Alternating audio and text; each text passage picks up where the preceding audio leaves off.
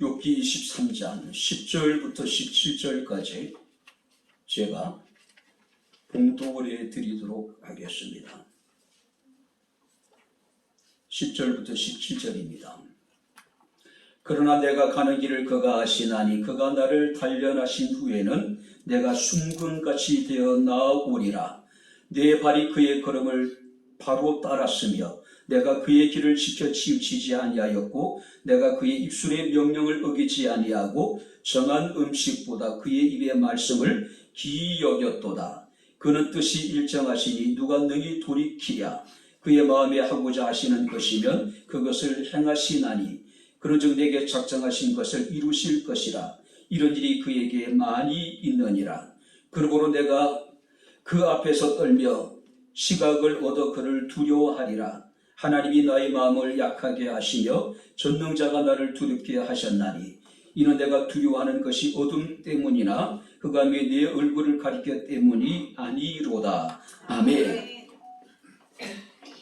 자비권에 오신 아버지 하나님 고맙습니다. 바쁘고 분주한 중에도 또 피곤하고 공부한 중에도 우리가 주님을 찬양하게 하시고 주님을 예배하게 하시고 또 이 시간 주의 말씀을 충족할 수 있는 은총을 베풀어 주심을 감사를 드립니다. 기록된 예언의 말씀을 읽고 듣고 지켜 행하는 자가 복이 있다 하셨으니 주의 말씀을 듣는 이 시간이 우리에게 복되게 하옵소서. 예수님 이름으로 기도하옵나이다. 아멘. 할렐루야. 자, 우리 옆에 있는 분들 하나님 우리와 함께 하십니다. 인사하겠습니다. 하나님 우리와 함께 하십니다. 할렐루야. 우리가 욥기를 통해서 몇 가지 중요한 사실들을 발견하게 되는데 첫 번째가 뭐냐면은 우리 인간이 겪는 모든 고난의 과정이 자세하게 설명되어져 있습니다. 자, 다시 말해서 무엇으로부터 고통이 우리에게 오는가를 설명해 주고 있습니다. 그 욥이 당한 고난의 과정을 살펴보게 되면 맨 먼저 그가 재산으로 인해 가지고 고난을 겪게 되죠. 동방의 가장 큰 자였습니다. 그래도 불구하고 그는 모든 재산을 다 잃어버리죠. 그 다음에 자녀들의 여러분들이 문제였습니다. 7명의 아들과 3명의 딸들이 하루아침에 다 죽음을 당하는 어처구니 없는 일이 벌어지게 됩니다. 그 다음에 문제가 육체적인 질병입니다. 혹자는 이 질병을 바그다드 피부병이라고 이야기하는데 그야말로 상상을 초월하는 고통스러운 피부병이라고 이야기를 합니다. 그 다음에 고난이 뭐냐 하면은 부부관계입니다. 자, 욥이 어려움을 겪게 되니까 욥의 아내가 차라리 그렇게 비참하게 사느니 하나님을 저주하고 죽어버리라고 하는 말을 남기고 어디론가 사라져버리고 맙니다. 그 이후에 욥의 아내가 다시 돌아왔다라고 하는 이야기는 어디에도 찾을 수가 없습니다. 그 다음에 문제가 친구들과의 관계입니다. 이런저런 말로 친구들이 와서 욥을 위로했지만은 그 친구들의 위로는 욥에게 있어서는 오히려 번데케 하는 위로자라고 친구들에게 이야기를 합니다. 너희는 쓸데없는 의사라고 이야기를 하는 모습을 우리가 보게 됩니다. 그 다음에 여러분들의 문제가 뭐냐면 명예입니다. 동방의 가장 큰 자로서 그런 가장 비참한 상태에 처해지게 되는 모습을 우리가 보게 됩니다. 마지막으로 여러분들이 그가 느끼게 되는 고난이 뭐냐면은 의의 문제예요. 성경을 보니까 그는 온전한 사람이었고 정직한 사람이고 하나님을 경외하는 사람이었습니다. 악에서 떠난 사람이었어요. 그럼에도 불구하고 그는 자신의 의에 대해서 심각한 고민과 갈등을 겪게 되는 모습을 우리가 보게 됩니다. 바로 이것이 첫 번째 우리에게 주는 여러분들이 깨달음이 아닌가 생각이 됩니다. 두 번째 이 욥의 고난이라고 하는 것은 의로운 자의 고난입니다. 욥기 1장 1절 말씀을 보게 되면은 그 사람은 온전하고 정직하여 하나님을 경외하며 악에서 떠난 자라고 이야기를 해요. 그리고 욥이라는 그 이름의 뜻이 뭐냐면은 하나님의 사랑을 입은 자. 자, 그런데 욥이 고난을 겪었다는 것이죠.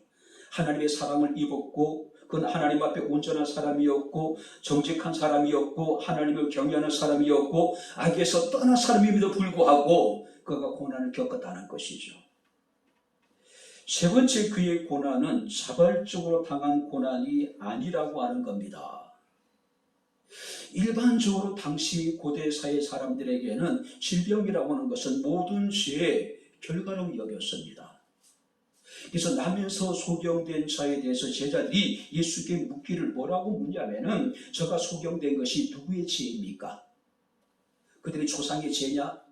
아니면 저의 죄냐고 그 주님께 묻는 모습을 보게 됩니다. 주께서 말씀하시기를 그 부모의 죄도 아니고 그의 죄도 아니고 바로 그가 소경된 것을 통해서 하나님의 뜻을, 하나님의 일을 나타내기 위함이라고 말씀을 하고 있습니다. 근데 바로 이 욥은 그런 상황 속에서 그는 정직한 사람이었고 악에서 떠난 사람이었고 온전한 사람이었고 하나님을 경외하는 사람이었음에도 불구하고 원치 않는 그 고난을 당하게 된다는 겁니다. 어쩌면 욥의 고난은요, 불가피하게 당하는 고난이었어요.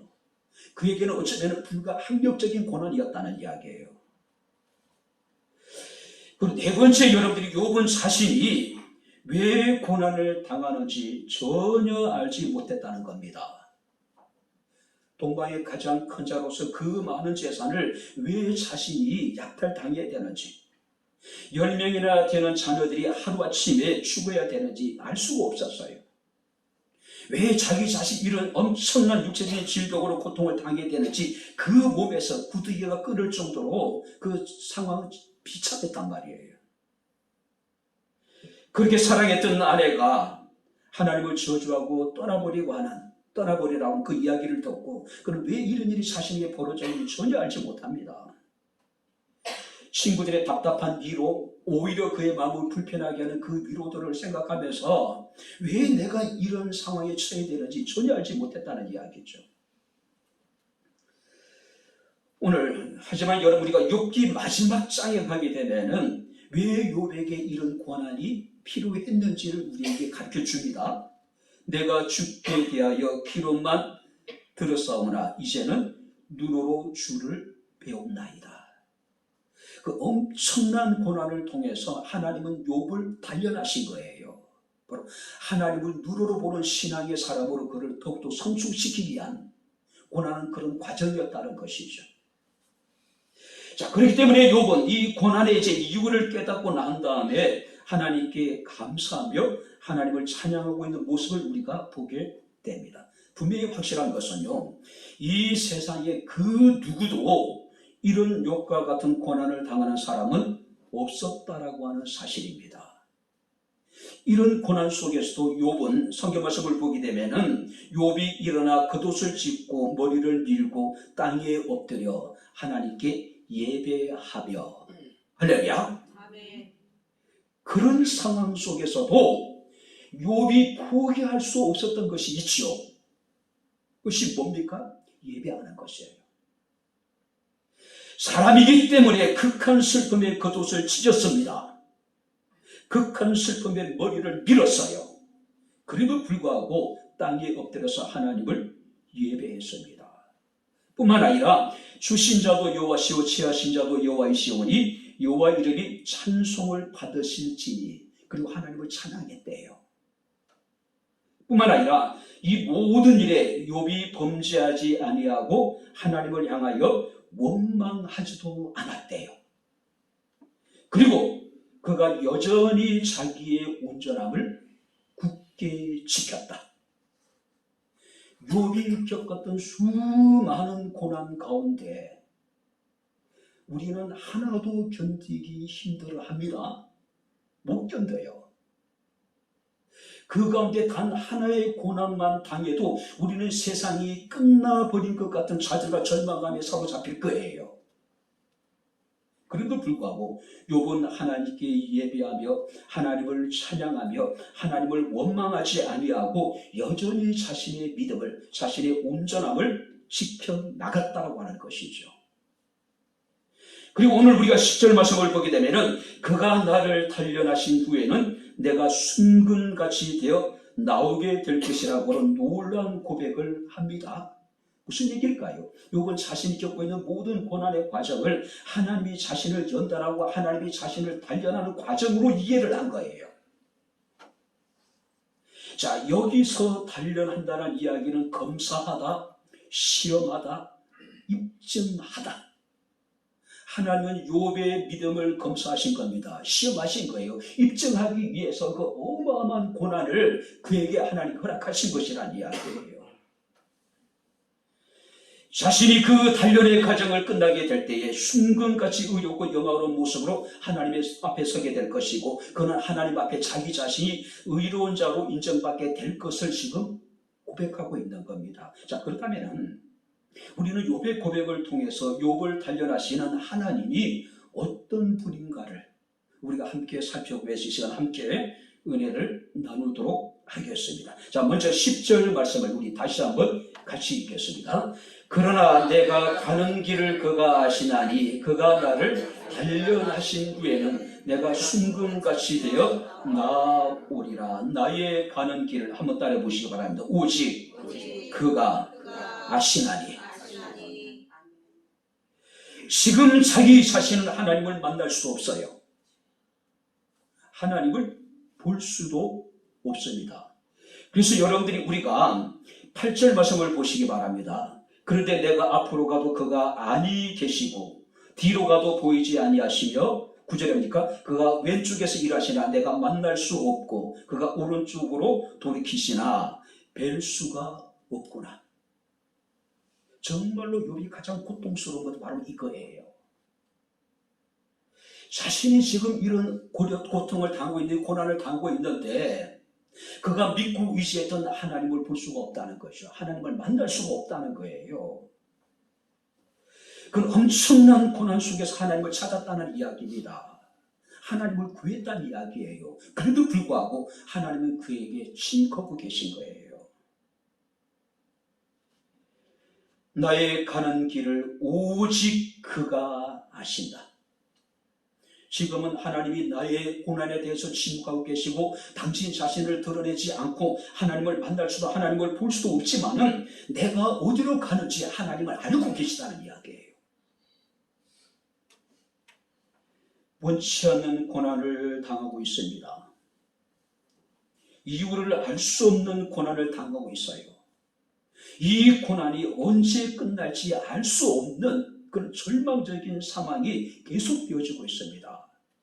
특별히 여러분 우리가 19장 26절 말씀을 보게 되면 요번 이런 얘기합니다. 내가 육체 밖에서 하나님을 보게 될 것이다. 무슨 얘기일까요? 내가 이제 죽어서는 하나님을 볼 수 있을 것이라는 이야기예요. 이 세상의 삶을 여러분들이 그건 어쩌면 포기한 거예요. 그러나 그런 절망적인 상황 속에서도 나는 모른다. 그러나 오직 그는 알고 계시다. 중요한 것은요, 하나님이 아신 바 된 그 속에 지금 내가 있다는 사실이에요. 하나님의 확실한 지식 안에, 하나님의 영원한 지혜 속에 내가 있다라고 하는 사실이에요. 욥이 그 불같은 시험을 참고 견뎌낼 수 있었던 여러분들 힘은 어디서 왔습니까? 하나님이 나를 아신다라고 하는 이 확신, 이 믿음이 있었기 때문에 그래요. 하나님이 아신 바 된 그 속에 내가 지금 있다라고 하는 것을 그는 추호도 의심하지 않았기 때문에 그 엄청난 고난을 참고 견딜 수 있었던 것이죠. 사랑하는 성도 여러분들, 하나님이 아신 바 된 그 속에 여러분들이 있습니다. 내가 있습니다. 하나님의 확실한 지식과 하나님의 영원한 지혜 속에 내가 들어있다는 거예요.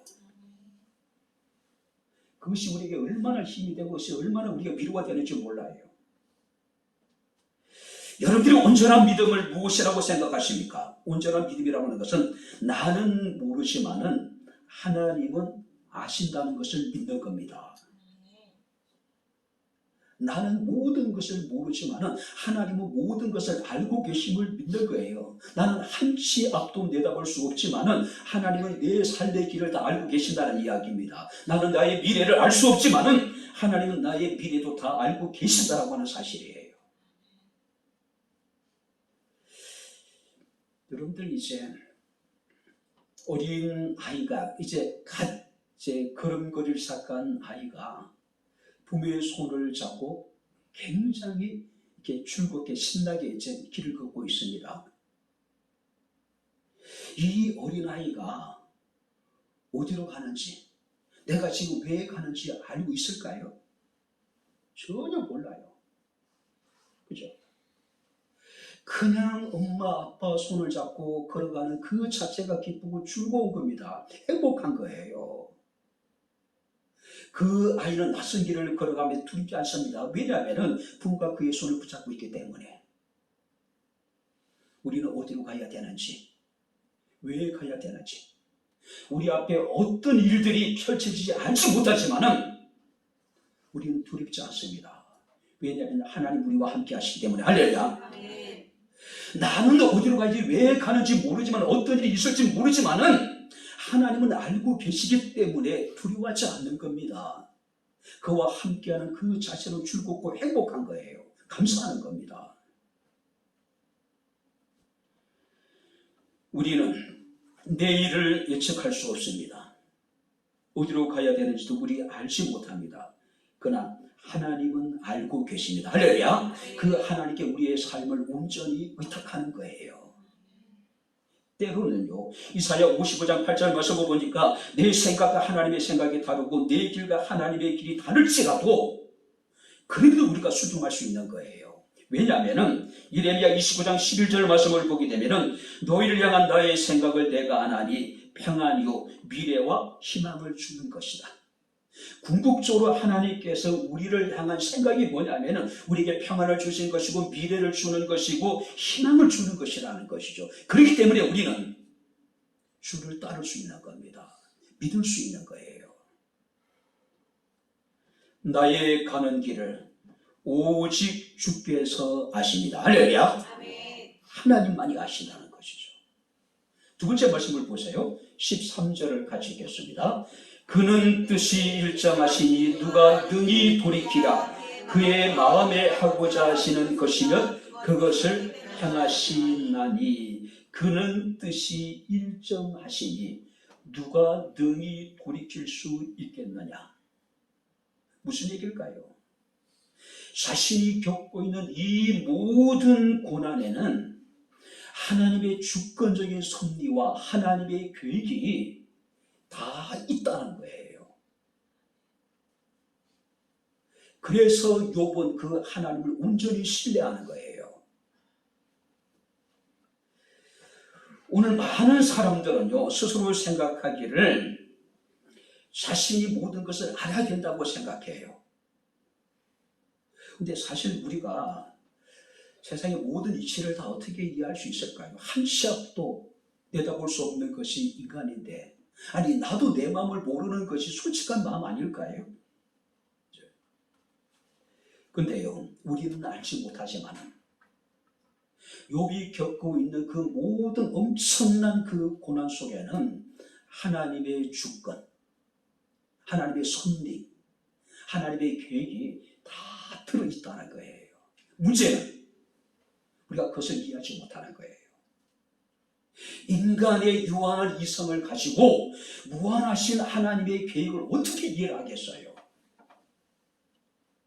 하루살이에 지나지 않는 우리 인생이 어떻게 철새들의 마음을 이해할 수 있을까요?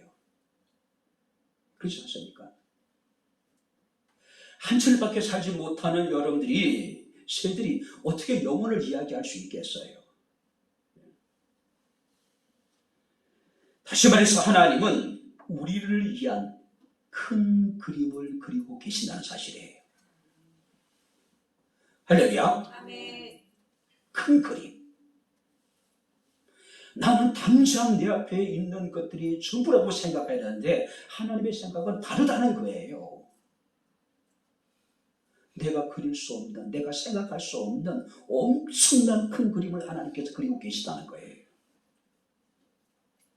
그리고 중요한 것은 그런 하나님의 주권적인 섭리와 계획은, 하나님의 뜻은 누구도 거역할 수 없다는 거예요. 누구도. 사람마다 나름대로 뜻을 가지고 계획을 세워나갑니다. 그리고 그 뜻과 계획을 이루기 위해서 우리는 치열하게 열심히 살아갑니다. 근데 실상 우리가 살아가면서 내 뜻대로 되어지는 것이 얼마나 있을까요? 정말로 내 뜻대로 모든 것이 다 잘 된다면 내가 정말 행복할 수 있을까? 그건 아닐 것 같아요. 왜냐하면 세상의 70억의 인구들이 다 자신의 뜻대로 고집하고 자신의 뜻대로 산다면 이 세상의 질서가 어떻게 되겠어요? 혼란이죠. 그죠? 이건 지옥같이 될 거예요. 오늘 중요한 것은 내 뜻이 중요한 것이 아니라 우리 주님께서 겟세마네 동산에서 기도하셨듯이 내 원대로 마옵시고 아버지의 원대로 이루시길 원하는 그런 믿음이 우리에게 필요하지 않을까요? 그리고 주님께서는 당신이 뜻하신 모든 것들을 온전하게 하시는 하나님이시란 이야기예요.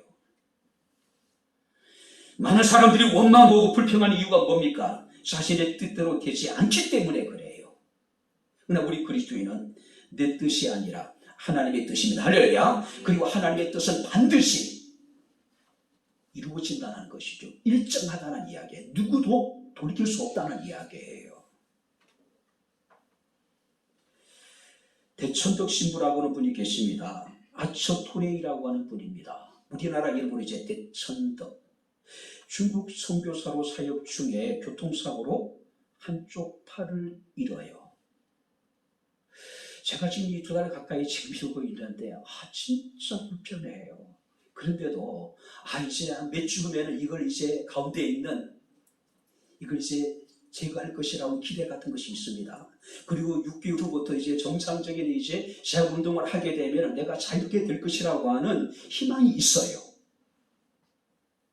근데 한쪽 발을 잃는 사고를 당했다?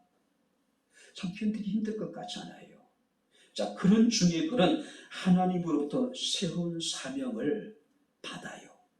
그 사명이 뭐냐면은 6.25 전쟁으로 인해 가지고 팔, 다리를 잃은 수많은 한국의 청년들을 위해서 하나님이 자신을 통해서 무엇인가를 이루고자 하는 것을 그는 깨달았습니다. 그래서 그가 1951년부터 의수족 사업을 해요.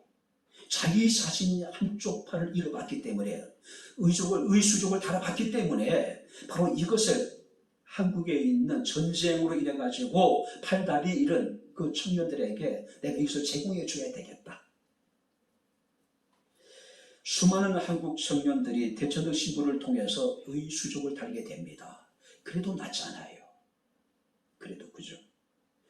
그리고 1965년서부터 강원도 태백에 예수원을 설립을 하게 됩니다. 그리고 한국의 복음화를 위해서 누구보다도 열정적으로 헌신했던 분이죠.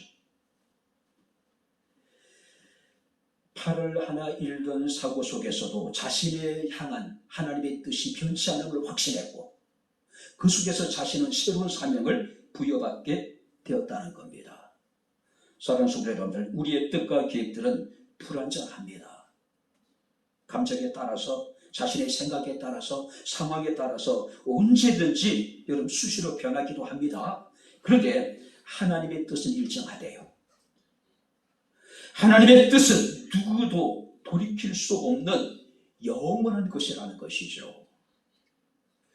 자신의 그 많은 재산을 약탈했던 서바 사람을 원망하지도 않았고 갈대아 사람을 원망하지도 않았고 충성스럽게 양떼를 지키지 못한 종들을 원망하지도 않았고 자기를 저주하고 죽어버리라고 하고 어디론가 떠나버린 자신의 아내를 원망하거나 미워하지도 않았습니다. 자신의 친구들을 원망하지도 않았습니다. 성경을 보게 되면 욥은 오히려 하나님을 찬양하며 자신의 친구들을 위해서 기도해요. 기도했죠. 삶 속에 온갖 고통의 소용돌이가 있지만은 바로 모든 것을 하나님의 뜻대로 이루어 가심을 우리는 확신하기 때문에 우리는 믿기 때문에 우리는 온전히 하나님을 신뢰하고 하나님을 의지할 수 있는 것이죠. 여러분들을 위한 하나님의 계획이 있습니다. 할렐루야. 그 계획은 반드시 하나님이 이루어 주셔요. 때로는 그것이 이루어지는 과정이 다르고 내 뜻대로 아니고 생각이 다르고 또 때가 다를 수는 있겠지만은요. 궁극적으로는 마지막으로 14절 말씀을 같이 읽겠습니다. 그런즉 내게 작정하신 것을 이루실 것이라. 이런 일이 그에게는 많이 있느니라. 그런즉 작정하신 것을 이루실 것이다. 하나님 우리의 길을 아십니다. 할렐루야. 그리고 우리를 향한 놀라운 계획을 가지고 계세요. 근데 그 하나님의 섭리, 하나님의 계획은 계획으로 끝나는 것이 아니라 구체적으로 하나님께서 그것을 이루실 것이라. 하나님이 우리를 향해 작정하고 계획하고 계신 그 일들을 하나님이 이루어 주실 것이라는 것이죠.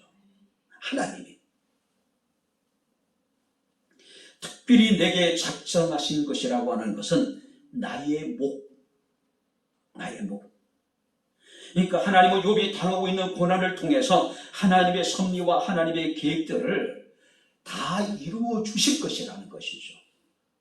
반드시. 욥은 하나님이 자신이 가는 길을 알고 계심을 믿었습니다. 고난 속에서도 하나님이 변하지 않는 뜻과 계획이 있음을 믿었습니다.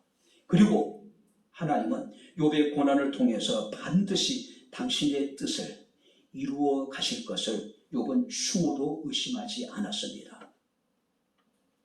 많은 것을 생각하고 많은 것을 뜻하고 계획을 해도 문제는 뭘까요?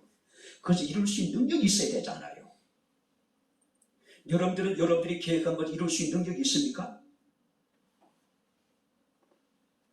있어요? 아니, 없을 것 같아요. 그죠? 그러나 하나님은 그가 작정하신 모든 것을 이룰 수 있는 능력이 있으신 분입니다. 할렐루야. 우리 하나님 그런 하나님이에요. 우리는 자신을 향한 큰 그림을 그려요. 근데 우리는 그 그림을 그릴 수 있는 능력이 없어요. 근데 하나님은 큰 그림을 그리고 그것을 완성할 수 있는 능력을 가지신 분이라는 것이죠. 창세기 28장 말씀을 보게 되면은 야곱이 형 에서의 낯을 피해서 외삼촌 집으로 도망을 가죠. 그가 베델에서 하나님을 만나게 됩니다. 하나님이 그에게 이르시기를 내가 누워있는 땅을 내가 너와 네 자손에게 주리라. 네 자손이 땅의 티끌같이 되며 땅의 모든 족속이 너와 네 자손을 말미암아 복을 받게 될 것이라. 내가 너와 함께 있어서 내가 어디로 가든지 너를 지키며 너를 이 땅으로 돌아오게 하리라. 그리고 가장 중요한 것은 내가 네게 허락한 것을 한번 따라해 보시기 바랍니다. 다 이루기까지. 다시 한번 따라해 보세요. 다 이루기까지. 너를 떠나지 아니하리라. 할렐루야. 하나님이 야곱에게 말씀하시고 약속하시고 허락하신 그 모든 것을 이루기까지 하나님은 야곱을 떠나지 않으시겠대요. 그 야곱의 하나님이 우리의 하나님이십니다. 할렐루야. 그 야곱의 하나님이 욥의 하나님이고 그 욥의 하나님이 우리가 믿는 우리의 하나님이라는 것이죠. 특별히 욥은 욥기 40장 2절 말씀에 보게 되면은 주께서는 못하실 일이 없사오며 주께서는 못하실 일이 없대요. 무슨 계획이든지 못 이루실 것이 없는 줄 아오니 무지한 말로 이치를 가리는 자가 누구냐? 무지한 자가 되지 말래요. 하나님은 못하실 일이 없고 못 이루실 일이 전혀 없으니 너희는 무지한 말로 하나님을 거슬지 말란 이야기예요. 근데 우리는 그래도 불구하고 무지한 모습을 볼 때가 많이 있어요. 하나님 신뢰하지 못해요. 우리의 삶의 모든 문제를 하나님께 맡기라고 이야기하는데 내가 하나님께 맡기는 것보다 내가 스스로 내 일을 내가 하는 것이 훨씬 더 잘할 수 있다고 하는 생각에 사로잡혀 있는 거예요. 존 번연의 철로 역정 그야말로 성경 다음으로 인류의 최고의 베스트셀러죠. 철로 역정. 자, 존 번연은 청교도 설교가였습니다. 그 청교도들이 누구냐면은 여러분들이 영국에서 영국 국교회의 핍박을 받아가지고 종교의 자유를 찾아서 대세을 횡단해서 신대륙으로 갔던 사람이 청교도들이에요. 대부분 미국의 조상들이에요. 근데 엄청난 핍박을 받았습니다. 설교하지 말라는 거예요. 복음을 전하지 말라는 이야기입니다. 자, 그래도 불구하고 이 존 번연은 굉장히 어떤 자기 자신이 출신 성분이 미천했음에도 불구하고 복음에 대한 열정 가지고 복음을 전합니다. 결국 복음을 전한다는 이유 때문에 12년을 감옥에 살아요. 자, 그 당시 이 존 번연에게는 4명의 어린 아이들이 있었습니다. 10살이 채 되지 않는 어린 아이들. 근데 그 아내가 먼저 세상을 떠나버려요. 4명의 아이 가운데 하나는 맹인이에요. 그럼 재혼을 해요. 그리고 재혼해서 이제 그 새로운 부인 사이에 어린아이가 이제 태어납니다. 그때 이제 존 번연이 감옥에 갇혀요. 그 충격에 아이가 그만 사산을 하게 돼요. 그렇죠?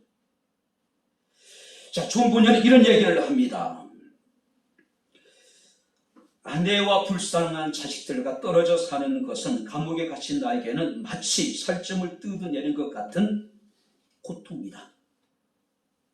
그냥 내가 복음을 전하지 않겠다라고 한마디만 하면은 그는 12년에 감옥 생활을 하지 않아도 돼요. 특히 내가 가진 그 무엇보다도 내 마음에 가까이 품었던 앞을 보지 못하는 불쌍한 내 자식이 자주 마음에 떠올랐기 때문이다. 앞을 못 보는 아이가 겪을 고난을 생각하면 내 마음이 산산이 무너지는 것 같다. 그래도 불구하고 그는 타협하지 않아요. 그는 12년의 그 감옥 생활 속에서 인류 역사의 가장 위대한 유산을 남기게 되는데 그게 뭐냐면 철로역장이에요. 철로역장이에요. 자, 존 번연은 고난에 대해서 이런 이야기를 합니다. 적당한 때에 시련의 겨울을 겪지 않으면 우리 육신은 걷잡을 수 없이 웃자라고 말 것이다. 보세요. 인생의 적당한 때 시련의 겨울을 겪지 않으면 우리 육신은 걷잡을 수 없이 웃자란대요. 그래서 놀라운 고백을 해요. 겨울이 없어서 나무들이 열매를 맺지 못한다. 추운 겨울을 지내고 따뜻한 봄을 맞이하면서 꽃을 피고 그러면서 이제 열매들이 그 나무들이 열매를 맺는데 그 추운 겨울을 지내지 않아서 열매를 맺지 못한 나무들이 많다는 이야기예요. 존 번연은 자신이 10년 동안 감옥 생활을 했던 것을 인생의 추운 겨울 그 겨울이 있었기 때문에 그는 열매를 맺을 수 있었는데 그 열매가 뭐냐면은 철로역장이에요.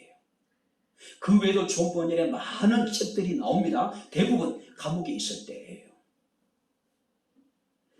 우리가 너무나도 잘 알고 있는 나 같은 죄인 살리신 주은의 놀라와 그 찬송가의 가사를 지은 존 뉴턴이라고 하는 목사님 이런 이야기를 합니다. 만약 존 번연이 감옥에 갇혀있지 않고 설교를 계속했다면 자신이 했던 일의 절반도 하지 못했을 것이다. 존 번연이 될 수 있었던 것은 그가 10년의 감옥 생활이 있었기 때문이라는 것이죠.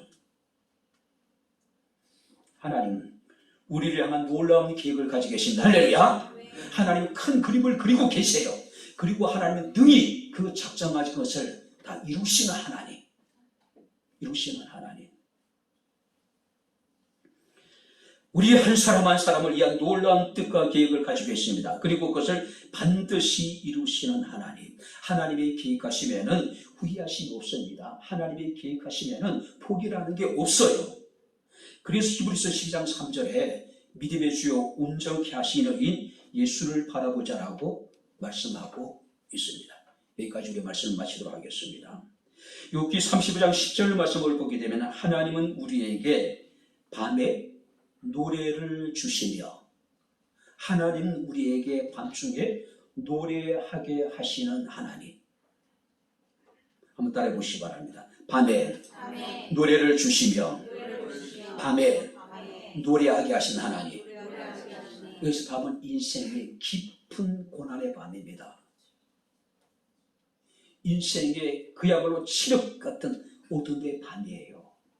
그 밤에 부를 수 있는 노래가 있다면 우리는 행복한 사람이에요. 인생의 어두운 밤을 만났을 때에 그래도 부를 수 있는 노래가 있다면 우리가 아직까지 희망이 있는 거예요. 그렇지 않습니까? 사도행전 16장 말씀을 보니까 빌립보에서 사도 바울과 실라는 많은 매를 맞고 차가운 감옥에 던져지게 됩니다. 그들이 한밤중에 기도하고 하나님을 찬미할 때에 갑자기 큰 지진이 일어나고 옥토가 움직이고 감옥의 문이 열리고 감옥의 모든 사람들이 매인 것이 다 풀어졌다라고 이야기를 합니다. 인간의 절망은 하나님의 희망의 시작입니다. 하나님은 우리 인생의 캄캄한 밤중에 환한 아침을 준비하시는 분이십니다. 우리 인생의 어두운 밤에 우리로 하여금 부를 수 있는 노래를 주시고 노래를 부르게 하시는 분이 우리 하나님이십니다. 욥은 엄청난 그 고난을 다 견디고 마지막 고백을 합니다. 내가 주께 대하여 귀로 듣기만 하였더니 이제는 눈으로 주를 보나이다. 한번 따라해 보시기 바랍니다. 이제는 눈으로 주를 보나이다. 할렐루야. 이론적이고 추상적인 감련적이었던 믿음이 혹독한 불같은 시험을 통해서 실제로 주님을 보는 믿음으로 변화되었다는 이야기죠. 하나님 우리의 길을 아십니다. 하나님 우리를 향한 변치 않는 놀라운 계획을 가지고 계십니다. 그리고 하나님은 혹독한 연단과 시련을 통해서 우리를 향한 그 계획, 우리를 향한 큰 그림을 완성해 나가시는 하나님, 그 하나님만을 온전히 신뢰하고 그 하나님만을 우리가 바라볼 수 있는 저와 여러분들의 삶이 될 수 있기를 주의 이름으로 축원합니다. 기도하겠습니다. 좋으신 나의 아버지 하나님, 하나님의 은혜와 사랑을 진심으로 감사합니다. 우리는 연약하고 부족하고 무지하여 알 수 없고 우리의 계획은 늘 아버지 하나님 시간 불완전하고 우리의 아버지 하나님 뜻하는 바를 이루길 원하는 것들은 온전치 못할 때가 얼마나 많은지 모릅니다.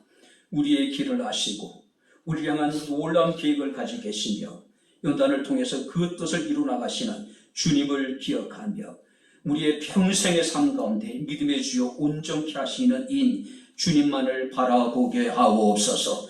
주님만을 사랑하게 하옵소서. 예수님 이름으로 기도합나이다. 아멘. 이제는 우리의 길을 아시고 우리를 향한 변치 않는 계획을 가지고 계시며 우리를 연단하셔서 하나님의 거룩하신 뜻을 이루시는 우리 주 예수 그리스도의 은혜와 하나님의 크신 사랑과 성령님의 교통 조전의 제 충만 역사 인도하시니 백향목교회 사랑하는 모든 성도들의 머리머리이에 저들의 가정과 직장과 사업장과 이 교회와 이 나라 이 민족이에 지금부터 영원토록 함께 있을지어다. 아멘.